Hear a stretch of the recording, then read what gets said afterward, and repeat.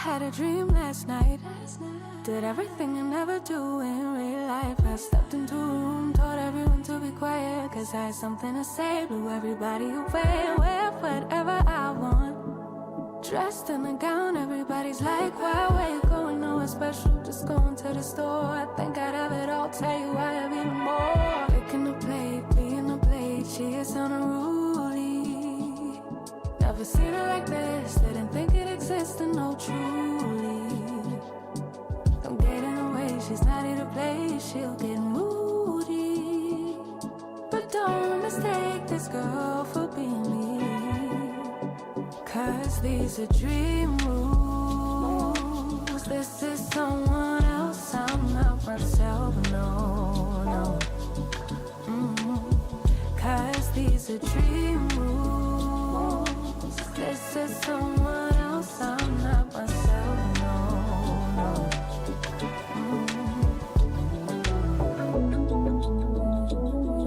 Living in my dreams all night. Living in my dreams all night. Living in my dreams all night.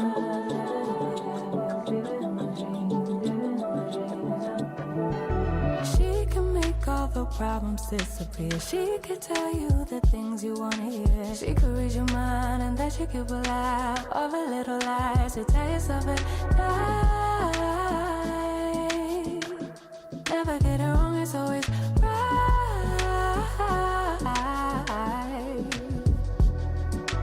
Waking the plate, being the plate, she is unruly. Never seen her like this, didn't think it existed, no truly. Don't get in her way, she's not here to play, she'll get moody. But don't mistake this girl for being me, cause these are dream Can you hear me? rules. I can hear you, yeah. Can you hear me? This is someone Get this music. I can't hear. How about now? How about now? Nothing? 1 second. Let me get this. Can you hear me now? Yes? I cannot hear you now. Take your time, man. Take your time. Maybe. Oh, 1 second, 1 second. living in my dreams, living in my dreams, living in my dreams all night. You know, Right now? I can hear you now. Yeah. Okay, all right. Yeah, it's part of you know, getting these things ready, man. I think the video start like in 10 minutes. Yeah, no rush. I just yeah. wanted to make sure everything worked before I. Yeah, everything works, man. It looks really good too, man. You know, it's not bad at all, man. Okay, well, you can see all my freaking moving boxes. It's not a Ah, very good background. do you have a background with you that you can have? I don't know. Is there a way to do one? Yeah, I don't have any. it's Zoom. It should be a background there. It should be an option for it. Mm. Should it be at the bottom, man? It's weird. Yeah, it should be probably where the three buttons right there that you have right there. Okay, more Let me rename RT365. pins, whiteboards, no apps, reset. No. It's gonna be a great video, man. I'm telling you. I'm excited. Hopefully, a couple people watch this, and then, yeah. No, Yeah. but you have backgrounds. You have backgrounds. Adjust if you go on your screen under your top corner where it says mute, the blue thing on the top right corner. You got 3 dots. Right in your picture, just look to the top. Oh, mute. Oh, Yeah, okay. next Yeah, 3 dots, okay. and then adjust the background down. Just background and effects. Yeah, Okay. and you can change your name. You can rename your thing, and then yeah. Virtual backgrounds. I'll just Yeah. blur mine out. Yeah. Okay. I'll do that for now. Yeah. That's good. That's good. Yeah. You Or want how's to? that look? Yeah, it looks great, man. You want to rename yourself or something, or you want to Yeah, I want to take that off. I don't want that on there. right. Yeah, perfect. Let me do the layout. Rename. Yeah, do it. I'm gonna do that. I'm gonna rename myself nothing. Or will it allow me to do that? Yeah, I'm sure. Yeah, well, It's not let me. You know. let me see if we can do What side about by M? side. Yeah, man, I can't believe that we're getting together for this, man. I can't believe that we're getting together for this. It's gonna be crazy, man. Well, I'll do my best. Yeah, I can talk to a legislative process, but you're going to know more details about it than I will. yeah, I yeah, can talk to, okay, I can see you got Blumenthal pulled up over there. He's the sponsor. I've been doing a little research. So he's the sponsor of the bill. yeah. He's a Democrat from Connecticut. Yes, yes, yes, yes. Let me do the whole the view. There we go. Gallery, boom, boom. Immersive. No, I don't like immersive. Gallery. No. Multi-speaker. No. High self view. I'll be you only. Nah. Let me do speaker. Gallery.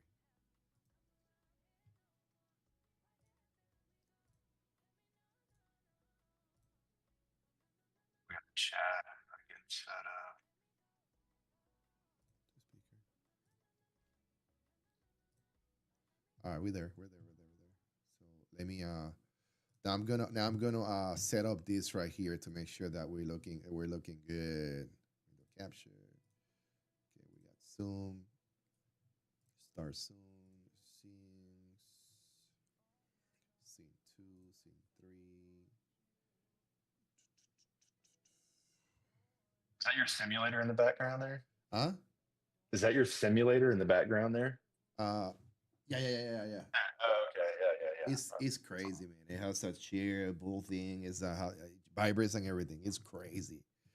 Um, let me see. I got 5 minutes for this, so let me fix this up real quick. Boom, boom. Oh yeah, it's gonna be epic. Okay, so we're gonna put this right here. Put the conversation here.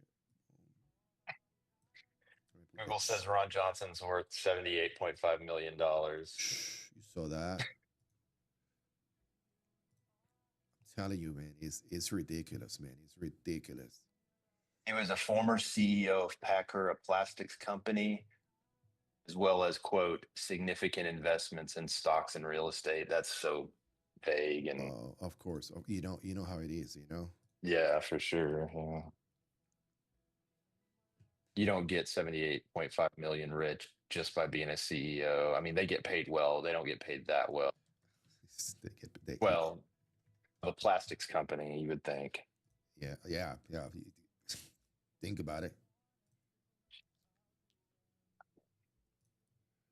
I'm just saying, you know, that the just seeing him opposing, he was ready for when he opposed.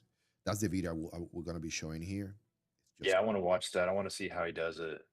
yeah, it was just, it was nasty. How is my audio? I know it's probably a little echoey in here. Sounds good, man. Sounds good. Okay, all right. You don't have to worry, man. Boom. Which boom. This one live streaming. Yep. We're gonna do that. From here, we're gonna do the chat only. Boom.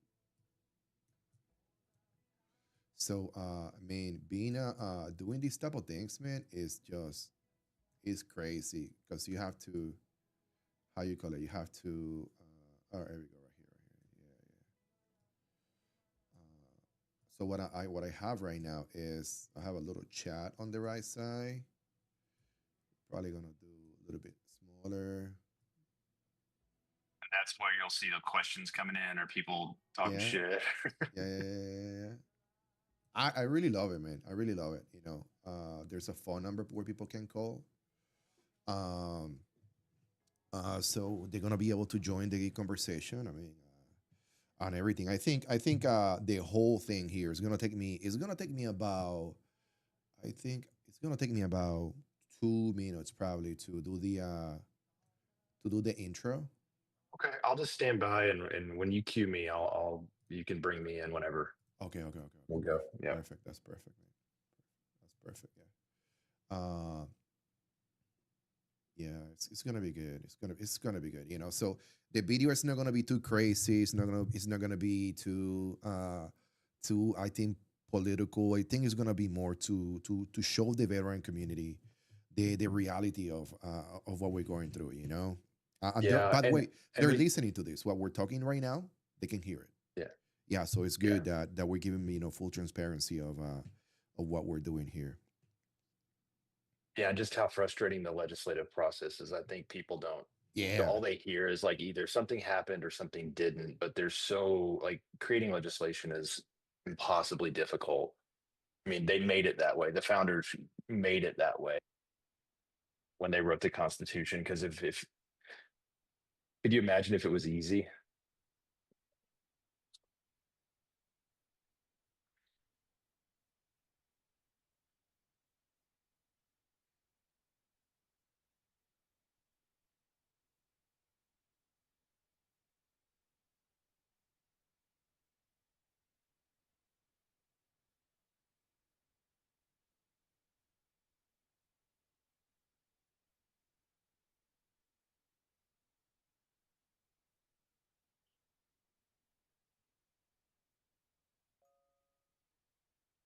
There you go.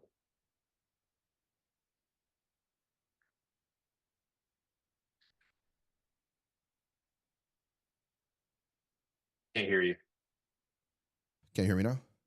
No, no. Yeah, Yeah, first that looks one, good. two with the chat, three with the bada bing, bada boom.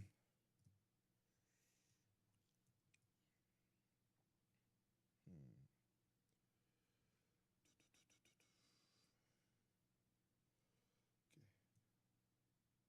okay, show this. There we go. So one, two, three, four. One, two, three, four. One. All right, all right, all right. Let's. Are you ready? Let's do it. Let's do it. Let's move out Let's of the go. studio more. Man, we're here, man. So I'm gonna take a quick look on YouTube. All right. And hopefully I get to see our own live stream, okay? And then we go from there. That's how I'm going to let's move out Let's of the go. studio more. Oh, it sounds good too. It sounds really good too. Sounds really good. Oh yeah, this is really nice. This is really nice. Okay, I think yeah, the audio is good. Audio is good. Everything is good. I'm going to bring my notes right here because I like to be prepared when it comes to these little things. And For sure. there's a lot of information, man. There's a lot of information. So okay, where we at? Where we at? Where we at? So man, how was your day today? Tell me about it. It was good. Work was well. Didn't see my girls, so a good day. Good Good day. day. So pretty much everybody knows me already. Well, not everybody knows. It's like, oh, Mr. Popular. But most of the people that comes to this channel, they already know, Ricky, RT365, the guy that will be making a video every single day complaining about YouTubers making money off the backs of them veterans, of our backs. And they know me already. But Mike, uh, can you introduce yourself? I would like to do like Sean Ryan, where he reads this little script and you name it. But make sure you're not muted, okay? Um, but Okay. yeah, yeah. But I mean, I'm not that pro. Maybe on the next time that you come around, I do an Okay. introduction like Sean Ryan, and then I present you with a gun, from Kimber, Yeah, I'd take Yeah, that. I'd take that. yeah. All right, man. Go ahead. Yeah, so you want me to introduce myself a little bit? Yes, yes, please, yes. Yeah, so name's Mike. I'm friends with Ricky. We get to hang out a lot, thankfully, during the day, and it's fun, and I enjoy it. We get to learn a lot from him. In our conversations, it's come up. He's had some questions about legislation and government works, especially with regards to legislation that impacts veterans. throughout my earlier career, I worked on Capitol Hill, worked in the Senate and the House side dealing with legislation, classes for federal and Texas state government in the past. I did that for 10 years, so I have some experience in this area. Obviously, I'm a civilian, so I'm coming at this from a different perspective. And so I'll let you certainly talk about how this obviously impacts veterans, but anytime, and I'll be glad to lend any sort of like legislative input or try to kind of explain the frustrations that be bubbling up, especially with a bill like this. It seems like it is very popular on the co-sponsors on both the House and Senate. So I can talk to that. Like I said, I'm going to tread lightly here because this is your universe. You're the veteran, and I will provide my legislative. I don't want to say expertise, but my legislative knowledge to help kind of maybe get us through the conversation. Let me tell you something, Mike. It's so good, man. It's so good that people like you are able to come up and talk to people like myself, veterans. I mean, most of the guys that serve. I'm pretty sure there's a couple of guys watching. By the way, everybody who's watching, there's a phone number where you can call. Okay, the phone number is 682-294-0533, and we can make you part of the conversation. Okay. So just I will request to please keep it PG, okay? PG 18. All right, we adults here. So yeah, I'm so happy that people like you can come up to a podcast like this and share your expertise, share your insight with people like with veterans. So a little bit about what we're going to be talking about today is so right now under federal law, many combat injured veterans who are medically retired. Okay, that means that people that were not able to reach their 20 years of service, because that's the case in the military. If you serve your 20 of active duty, there's different time frame for reserve components and active, inactive. But once you accumulate your 20 years of uh, federal active service, you get your retirement. But some individuals cannot earn their retirement because they are let go by the Department of Defense, by the military, because they suffer some injuries. Okay, and most of these individuals, the individuals that we're talking about, are those ones who are uh, injured in combat. Okay, so here's is what this means. So if a veteran receive a military pay and VA disability compensation, uh, the government reduces the or offset. That's what it's called. It's called offset their retirement pay by the amount of disability compensation they receive.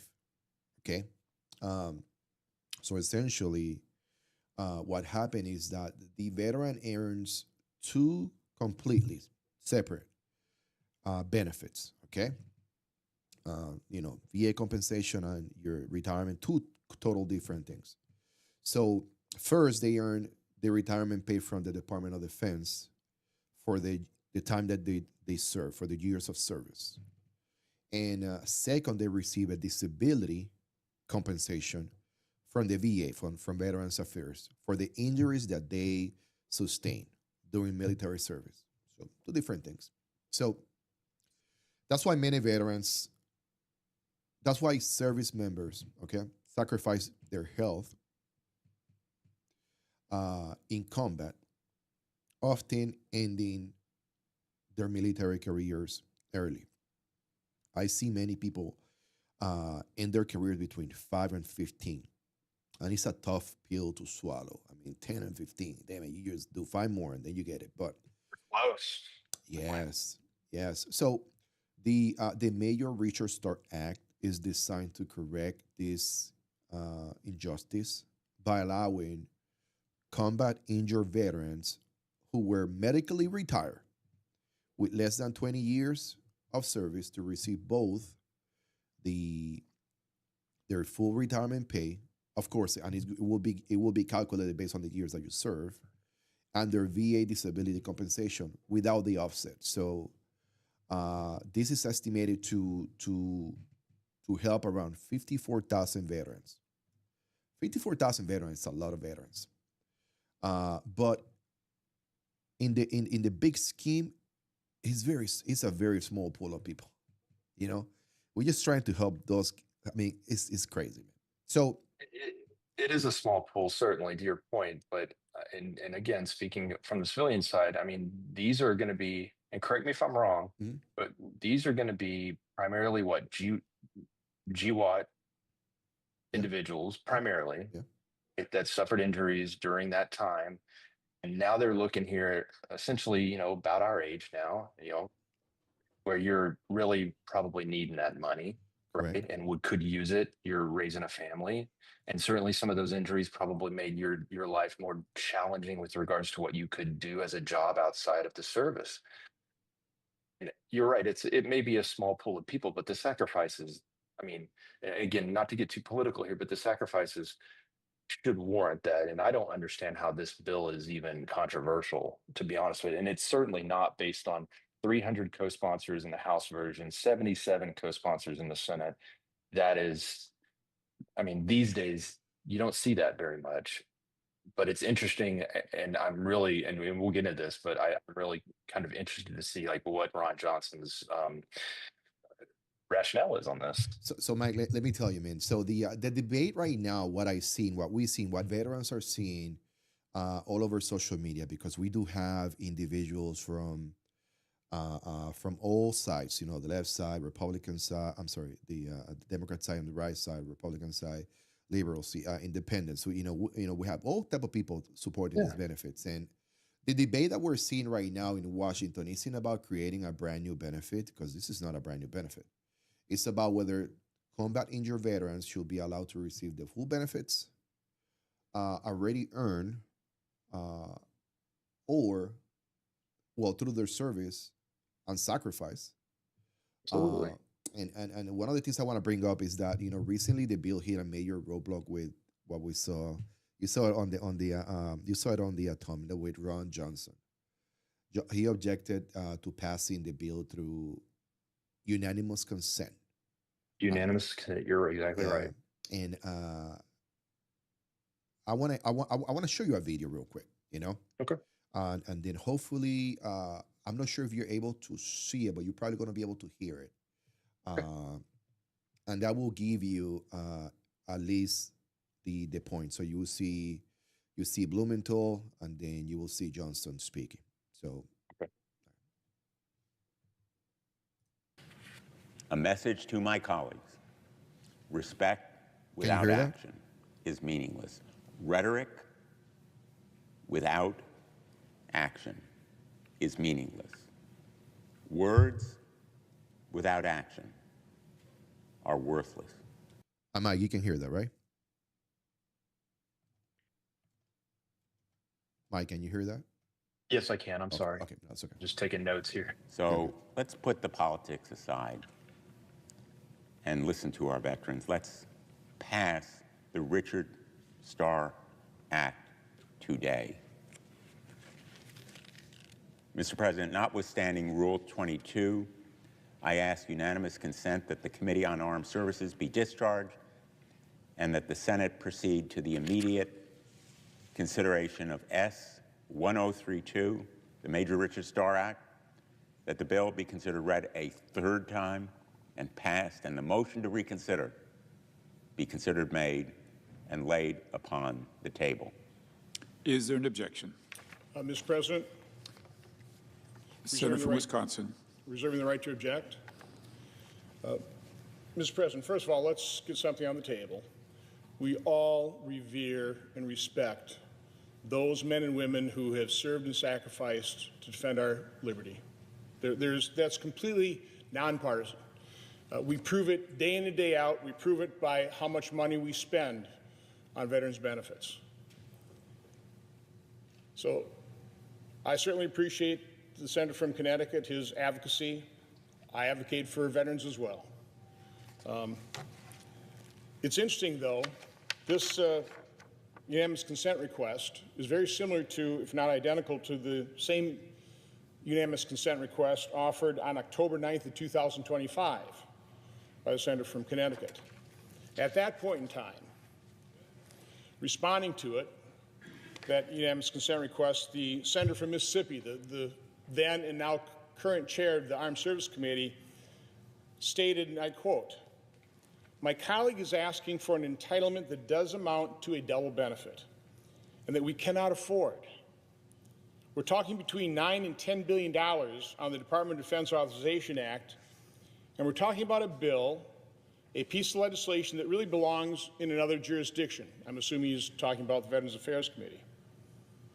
"We cannot possibly add another $9 billion to $10 billion of entitlement money to this Defense Authorization Act. And that's a reason that in Democrat majorities and Republican majorities, House Democrat majorities and Senate Democrat majorities, and in Democrat administrations, this legislation has never been accepted because we simply cannot afford it." The chairman of Armed Services went on to say, "Historically, Congress has provided permanent new benefits only after we have identified an offset, savings of a similar amount. There's no such offset identified in this unanimous consent request. And when we do not identify offsets, that means $10 billion has come out of readiness, out of the strength of our military to defend ourselves in the most dangerous time we've had since World War II." And with that logic, the chairman of Armed Services, the senator from Mississippi, objected to the senator from Connecticut's unanimous consent request.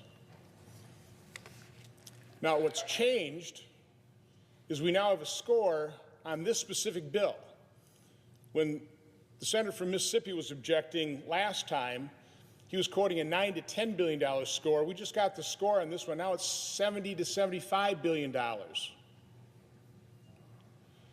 Again, we all revere the finest among us. The men and women of this military that I know didn't serve and sacrifice oblivious to the fact that we're mortgaging our children's future. They served and sacrificed to secure our children's future. So we can't just come down here and talk about how much we love vets and how we want to support them. We also have to look at the reality of the situation, the dollars and cents. We're $39 trillion in debt.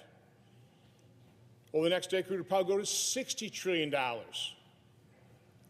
We have to look at the dollars and cents. So again, this unanimous consent request went from an assumed cost of $10 billion to now $70 billion, which reminds me an awful lot of the PAC Act, which I voted for and supported. By the way, when that was first being discussed, it was called the burn pit legislation. My former chief of staff served in Iraq. He was impacted by it. But I remember discussions, these are informal, I don't have anything formally written, but back in early discussion, the burn pit legislation, we were being told it's going to be $1 or $2 billion a year.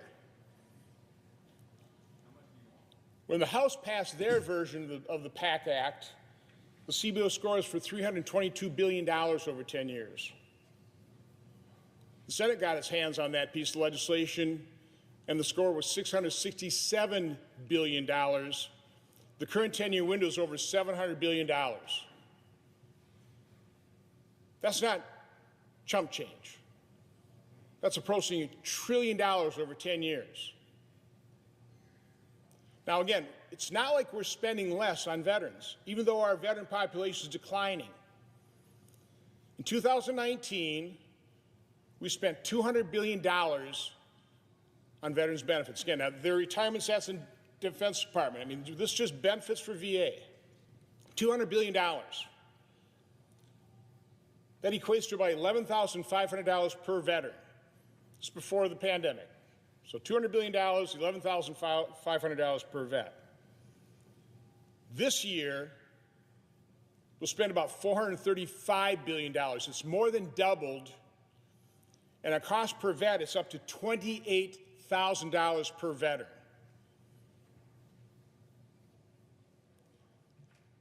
Somebody's got to look at this. We are $177 billion for veterans benefits above and beyond what we spent in 2019, fully inflated for inflation.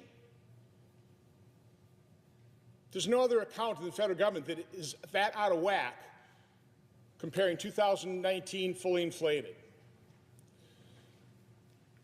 So this is not the way to pass this legislation. The senator from Connecticut has all these co-sponsors. Fine. Go through the committee process. Scrutinize this. Take a look at the score. Take a look at what the history of this is. It's not like we're the first Congress that reveres the members of the military. For some reason, they differentiate between somebody with 20 years service or less than. Let's look at that. Let's debate it. Let's bring it through the committee process, regular order. And then if it has that great support, I might even vote for it. But let's go through the process to see whether these policies make sense, whether it truly is double dipping, whether there's a better way of handling this. By the way, I've been told the Department of War is looking at this exact issue.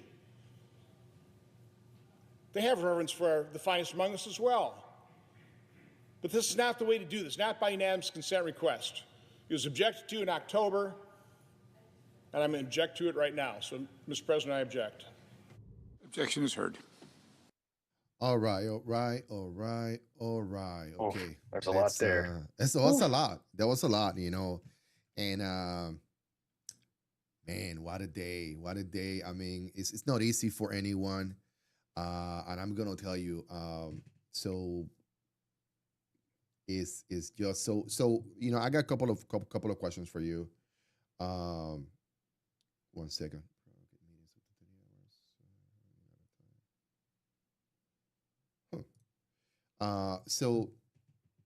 So I got a couple of questions for you. You know, I'm gonna give you the questions. I know that you're probably gonna be annotating them or something, but there's a couple of questions that I have for you that other people have asked me. You know, the number one is how does a single senator have the power to block a bill like this on the Senate floor? Okay. Okay, yeah, that's a fair question. So Yeah. we have to remember the legislative process is a two-phase process. There's the House of Representatives who represent the people, and there's the Senate who represents the state's interests before the federal government. The House is I want to say it, but it's a very dictatorial type body where the leadership gets to direct what they want, and the members essentially vote at the direction of the leadership. But you're talking about 435 elected members of the House of Representatives. Individual members don't have as much power. It's a larger body. It's designed to move quicker. They have 2-year terms versus senators' 6-year term. I'm just using this as a comparison. The House is meant to run quick and fast and hot and produce a bunch of legislation. Now, the Senate has 100 members. They have 6-year terms. It's purposely designed to run slower. And because it's a smaller body, it's considered and it's designed to be a more deliberative body, meaning they designed it to be slow and to have people talk a lot and to give single senators the ability in certain cases, as in this case, to just stand in front of an entire piece of legislation. Now, you bring up the point earlier, he objected to the use of unanimous consent. This is a mechanism that the Senate uses to expedite legislation. What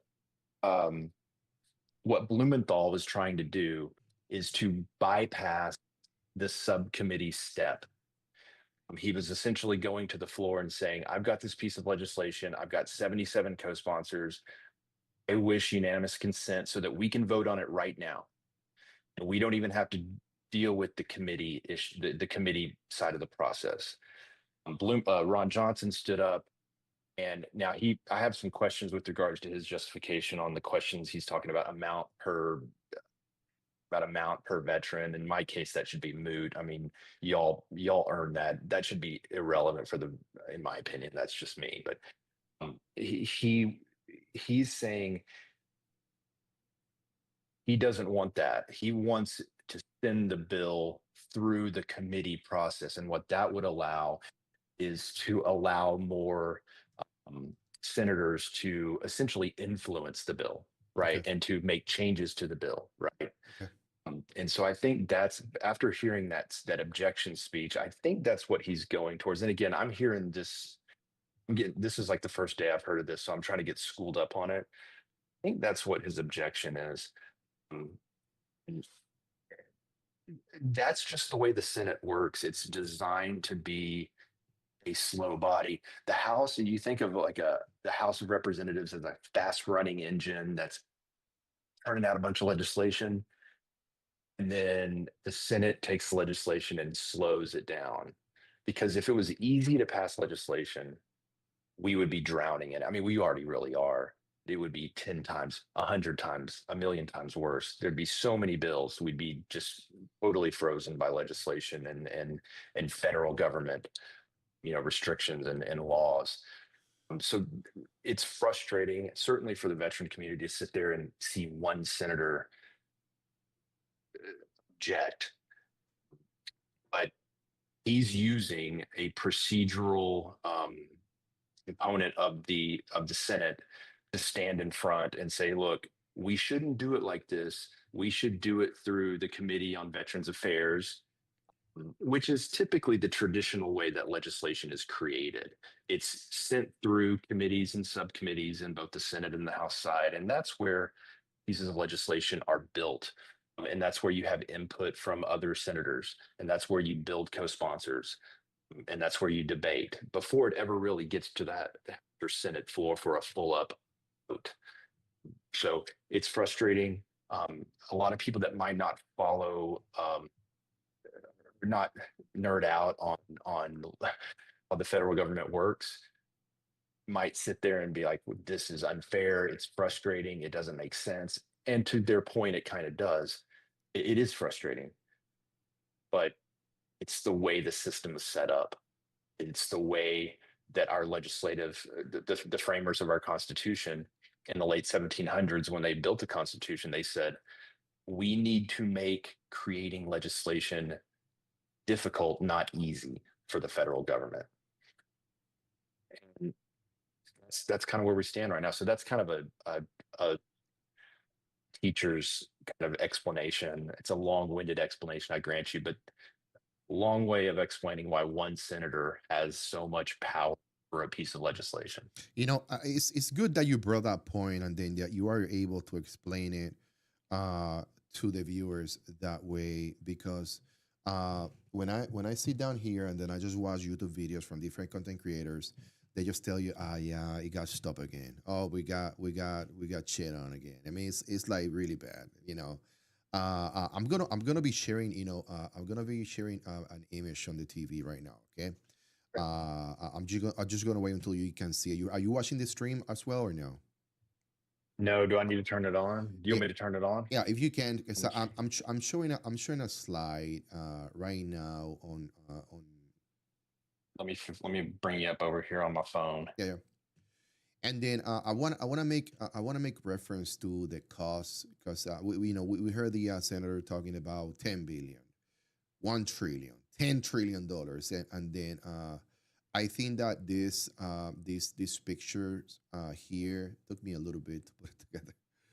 It kind of represents really what we're talking about in regards to that money that we are expecting to spend over the next 10 years, which what I heard and what everybody has heard so far is the $10 billion.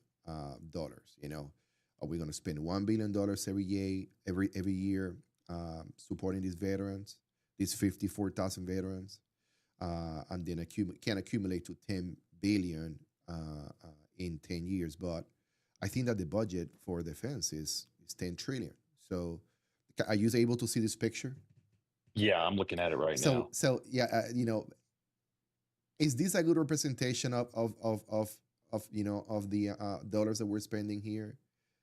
I mean, here's the thing with federal spending: you can make it look however you want to make it look like. Right.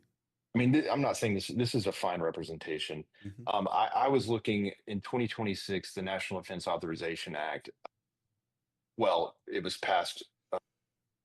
Signed into law December 18th of 25. 900 billion Okay. for the national defense. Yes. So that's approaching $1 trillion. So if you spread that out over, you know, uh, along, and I'm sure if you went back and looked at what we were spending in GWAT, Yeah. and even afterwards, I'm sure adjusted for inflation, it could be well over that, So I'm sure it fluctuates. But I mean, to your point,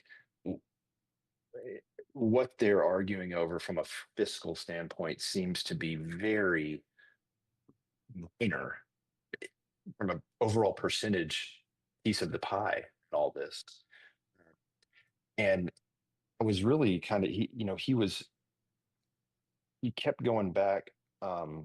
Johnson, he kept going back talking about cost care for veterans per year. And he was citing this number. And again, I'm trying to come at this bias. Obviously, I came from a military family. I'm biased in this argument, so I'll just admit that. But there shouldn't be any consideration for the amount spent. It should be what it is, right? It should be what it is. And that's something that the federal government is responsible for dealing with. You shouldn't be a senator on the floor complaining about that. And maybe we can be more efficient in certain ways, but don't complain about it when you're blocking a bill. You know, that was interesting to me. But yeah, you can frame, you can make federal spending say and look different ways. It's very complex. And in this case, I think it's a very small piece of the pie in comparison, especially when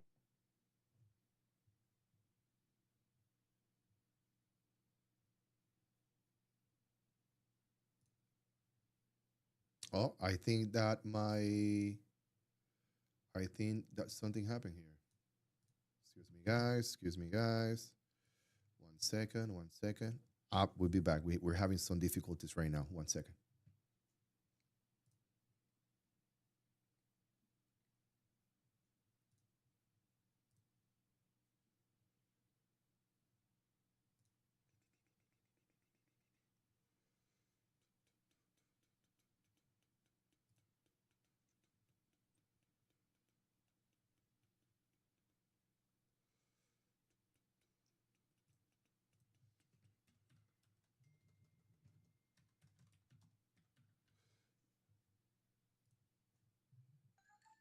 This is just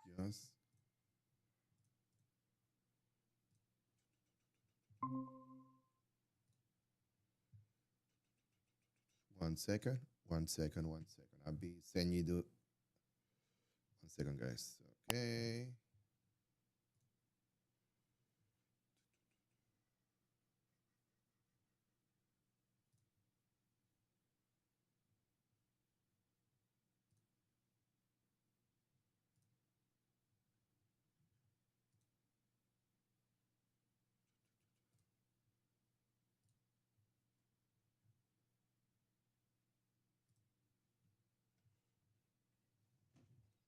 For whatever reason, my stream just failed. Uh,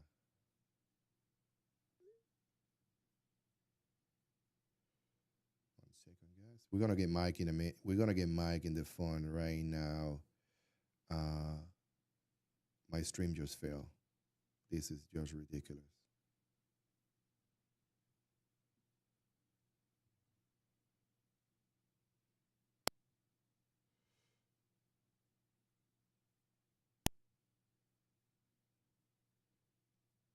Man,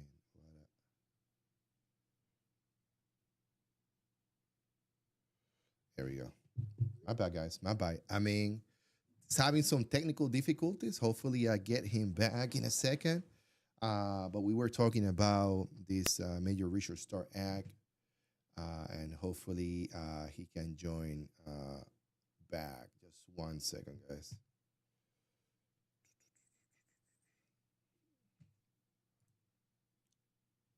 So I was using Zoom. and then it just crashed. It just crashed. You there? Okay, okay. 1 second. Yeah, I can hear you. Can you hear me?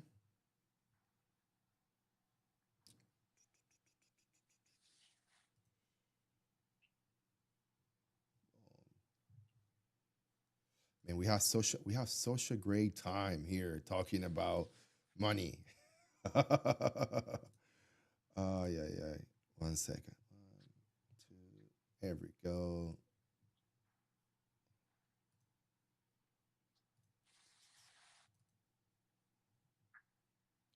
I'm gonna have to pull this video, edit it, and repost it, which it'd be fine. So you don't have to worry. Can you hear me? I can hear you, yeah.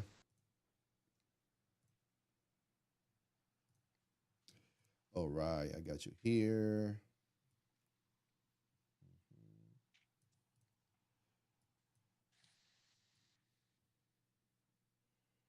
Perfect. I got you, Mike. Thank you. Let me put this right here. Let me get my picture real quick in the thing. Video capture device. Boom. There we go.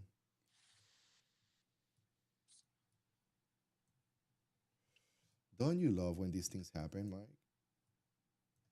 All right. Let's see. Let me make sure that I get the same size as you. There we go. Boom, boom, boom. And then let's make sure that we put the phone number. There we go. All right, we're back here. We're back here, back. We're back here.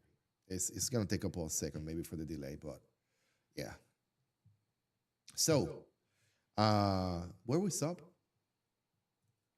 We're talking about we were talking about you can hear me, right?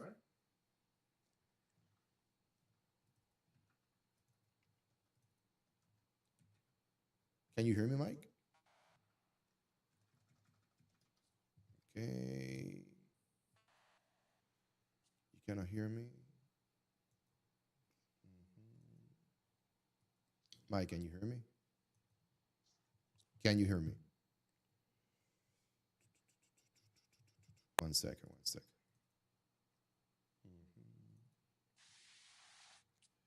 I need to fix my audio with you. Can you hear me now? Can you hear me now? I can hear you, but I can't see you. Oh yeah, yeah. No, no worries, no worries, no worries. Yeah, yeah, yeah. Let me make sure that you can. Yeah, I can see you, and I have you on the live stream already. Okay, cool. So Sorry about that. I was no, no worries. You're good. You're good. You're good. You're good. Technical difficulties with some a crash, and then there we go. I got your message. So what I'm going to do is after this live stream, I'm gonna pull the video out, and I'm going to re-upload it with the without these hiccups. Okay. okay. Yeah, sounds good. All right. I think we're good here. Let me. All right. Let's get back to it. All right. So Mike, where were we? I think we were talking about the frustration with how they measure fiscal spending, essentially associated with these bills and the numbers they can throw around. And he was referencing scoring, which is anytime a piece of spending legislation is initiated, they send it through the Congressional Budget Office, which does an analysis on what it would ultimately cost, usually over about a 10-year period. And depending on who's in control of Congress, you at the time when a bill is, they call it being scored, it usually gives you a different value. It just depends on how they want to run the numbers. So you can always take what kind of numbers they throw around with a grain of salt. Yeah, so we're just talking about that. So I think we've probably beaten that up enough here. one of the things that I was looking at today when we were talking about this issue, it's in regards to the power that these individuals have. Because this is not ordinary people. This is people who Not at got all. on power, few decades ago, uh, and out of nowhere, they rack up an amazing amount of wealth. Um, and based on that, I wanted to ask you is this purely money, or do you believe, or will you can you share with us is if this is political? Because I mean, it's hard for me to sit there and think that he's really that obsessed with, a bill that's scoring out, 9 point, I think I've had it here, 10 to 12 billion dollars. Now he referenced a little bit higher. I mean, in comparison, what he's complaining about fiscally, I mean, it's not nothing, but it pales in comparison to what we're spending overall as a defense budget. I mean, I don't know this senator well enough to maybe think there's other issue, other political motives here. Certainly there are. You have a Democrat senator Blumenthal trying to pass a piece of legislation through unanimous consent, and you have a Republican objecting to it. So there may be some politics between those two senators where maybe um, they've done some, had some issues in the past, and he wants to stand in front of him. Maybe this was a directive from Republican Senate leadership saying, hey, get down there and object to this unanimous consent vote. So, there can be all sorts of different reasons why that happens. I mean, to send a Republican senator down there to stand in front of a bill like this, it opens him up politically. I'm not sure the next time when he's going to run for reelection, but he's going to have to answer questions about why he stood in front of this bill. And he kind of justified it, at least gave his position when he was doing that quick speech there. I mean, they're, his opponents can use that against him now that he stood up there and blocked this bill, and he's getting a lot of heat from it, from VFW and from um, organizations. For me, just doing a quick search for that. So anyway, I'm not trying to get too off topic here, but I guess Rick, going back, you had a question about money, right? When you say money, are you talking about personal money? Or are you talking about money that the bill is citing? I'm talking about, yeah, taxpayer money. I'm Yeah, talking yeah. about yeah, the budget. Yeah, I think this is more political than it is anything else. I think, and again, I need to do a little bit more digging with regards to the tactical political decision making that was done today, or sorry, done earlier this week by Johnson.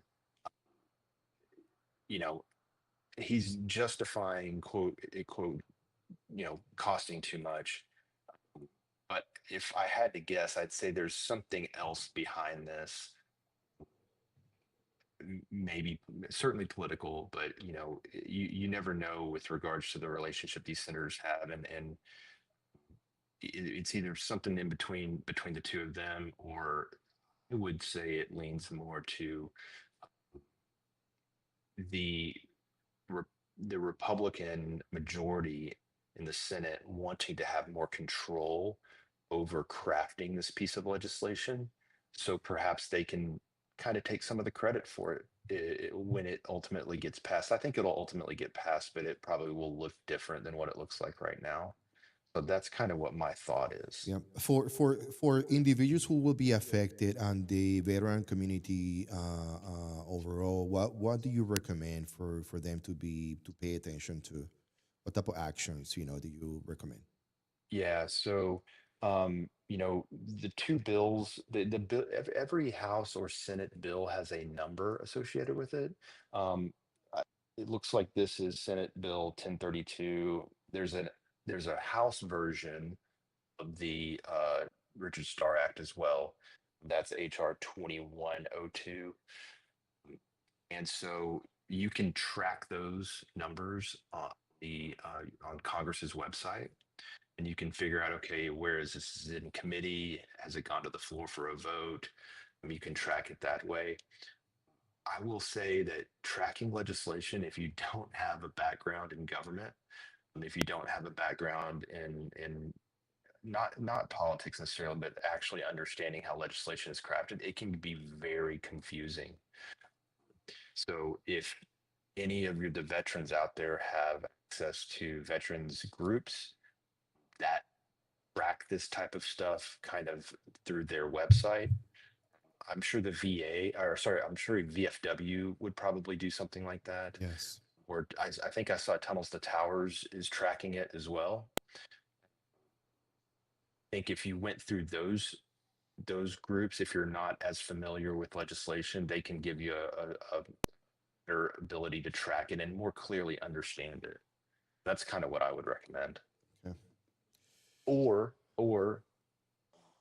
call your call your member, find out who your House member is. I mean, you can call your senator's office too, but it's usually a lot crazier. The responsiveness from a senator's office can be a little more difficult, but reach out to your member of Congress. When I say your member of Congress, I mean the member of the House of Representatives that represents you. And you can find that out by going to house.gov, in your address, and it'll tell you exactly who represents you. Reach out to their office, find out, do they support this bill?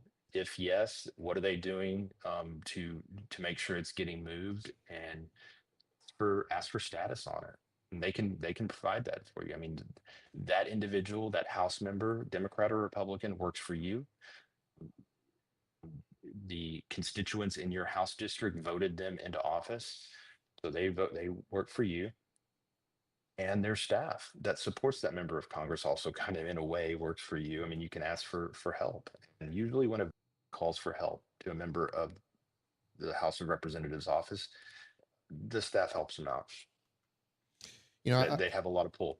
I agree. Thank you, Mike. You know, at the end of the day, I think that regardless of political affiliation, you know, most Americans are agree that we owe a serious responsibility to men and women who who were injured while serving this country. The discussion around this bill is about how the nation decides how to honor that responsibility. And Mike, man, I gotta say thank you so much for coming here. Thank you for joining us tonight. Thank you for sharing your amazing perspective when it comes to this and your experience. So, to everyone watching out there, I will say to you guys that you know you got to stay informed, stay engaged, and continue supporting the veteran community. Sure. Hey, Rick, it's been a pleasure. I love talking about government. I certainly love talking about government, even though it can be frustrating, and I recognize that. I certainly love talking about it when it relates to the veterans issues. You know, a lot of veterans friends. Obviously, I've gotten to know you very well over the last year, so I'm happy to do it anytime. All right, thank you so much, guys. Have a good night, guys. Take care. Bye. All right, take care, everybody. Appreciate it.